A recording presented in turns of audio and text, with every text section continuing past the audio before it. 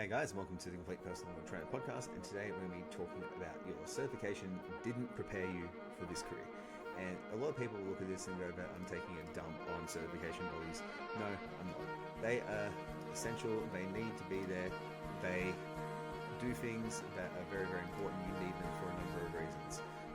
So I'm not here to basically dump on them at all. I don't think that's the right thing to do, so we're not going to do that. Okay? What I do think is that they don't prepare us for actual success afterwards because they teach us information, not execution. So what I mean by that is there's a key difference between learning theoretical information and then also practical, executable information. Okay, so what to actually do. For example, it's all well and good to learn about insulin sensitivity and GLUT4 transport mechanisms and how resistance training actually improves that. It's very different to get a client to actually do the thing. Okay, so doing the thing is what's actually going to give people the results. And the vast majority of people, what happens is they actually focus so much on the actual information itself that they don't actually get around to doing it. And there's a massive gap in success in all lines of life between actually knowing what to do and doing what you need to do.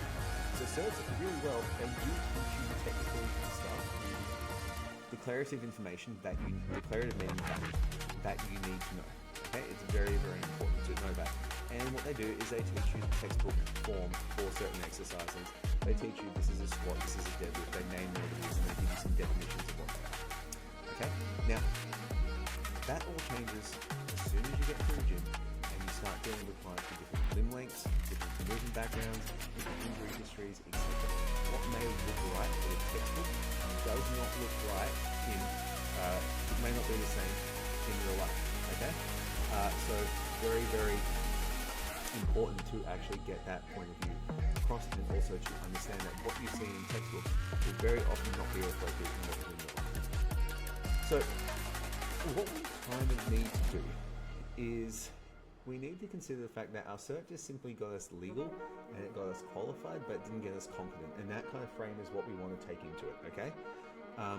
Knowledge about the application and the skill to apply it is just kind of trivia, like it's just something that you can use to show off. It doesn't really get you anywhere, so we need to actually figure out how to do things. So this goes back to the first podcast of the year where we talk about skills. Okay? Everything that we do as a personal trainer and everything we do in our personal training career is the application and the actual development of certain skills. Okay, so coaching a client is a skill, communicating with a client is a skill, selling a client is a skill, taking pain is a skill, overcoming objections is a skill. You get the point. So basically what happens there is most trainers actually feel lost because of this particular reason. They have the theoretical knowledge, they have the declarative knowledge of what a thing is, but they don't actually have the reps on the floor, the reps in the gym, the skin in the game to actually make something of that. Okay, so what I mean from that is you can learn sales and you can learn how to cover sales objections in books, okay, or you can theoretically, but until you're actually on the phone and in person with someone, all hard work matters. Okay, it doesn't actually give you the company that you actually get. Because a lot of the time, when you actually come up to an objection and someone says, oh, that's too expensive, you will freeze the first time you get it. You will not know what to say. All words and coherency will leave your mouth, and you will struggle massively to get it to actually overcome that objection. And if you land the sale, it's purely because of luck, not because of any skill that you have. Now, luckily, there's a really, really good way that you can learn skills. And it's simply repetition and practice, and then reviewing what worked, what didn't work, and what you need to keep on doing. So the frame that a lot of people use is start, stop. Then they're looking at the way to do this. So let's break that down into a real world situation. So when we're learning, one of the fastest ways to learn better is the use and application of feedback. Now that feedback doesn't need to come from an individual. That feedback can come from an outside source. It can also come from an internal source. You can also provide different feedback. So after a session, what you simply do is look at that session or the number of sessions you did back to back and go, what went well from that session? Why did it go well? What was good about it? Okay, cool. What didn't go so well from that session? What was bad about it? Okay, cool. So what do I need to continue doing that went well?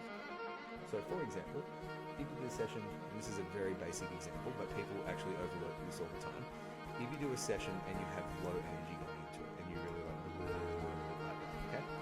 What will happen a lot of the time is that will probably not be the best session that you've ever given, okay? probably not the best session. So you probably need to stop having low energy. You do the session with high energy, where you're like just 1 or 2 levels above the client, and it's a great workout for everyone. Everyone has a great time. You can do one where you try and be really over-energetic, and you find, well, I actually went too far. Okay?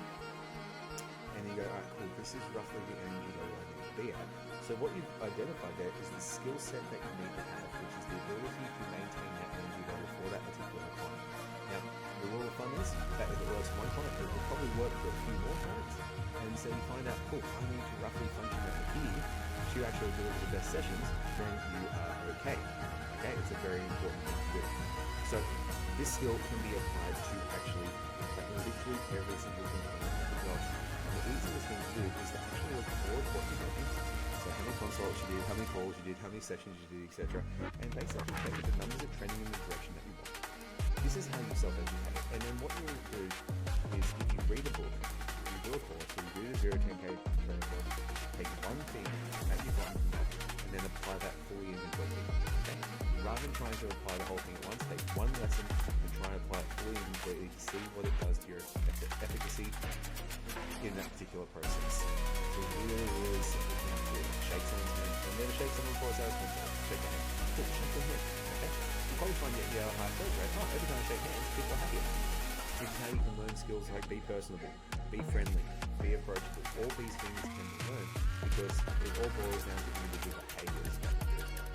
Now, when it comes to self-education on the actual practical side of training things, the stuff in the gym, honestly, train yourself as much as possible and hire a trainer. Now, the reason why I'm saying hire a trainer, first and foremost, is I know it'll probably be like a financial strain for you at the beginning, okay?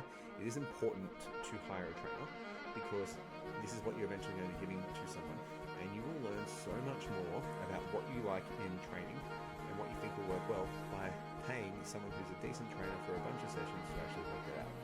When I started off as a coach, I realized that I very highly value technical knowledge and correction and a high degree of precision versus energy when coaching clients. That was when being coached is what I really enjoyed. Rather than actually, having a hype person, I actually prefer the high degree of technical execution, doing things really well.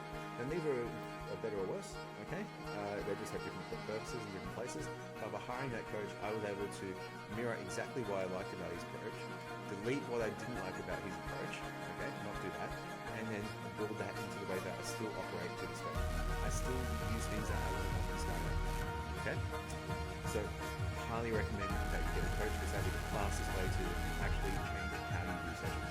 And then everything else is basically a function of reflection, identifying what you need to start, stop, and continue, and then changing your feedback and changing how you do this stuff personally.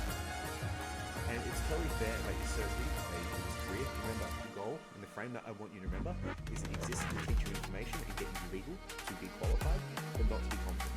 The competence gets built in the gym, rep by rep, session by session, day by day.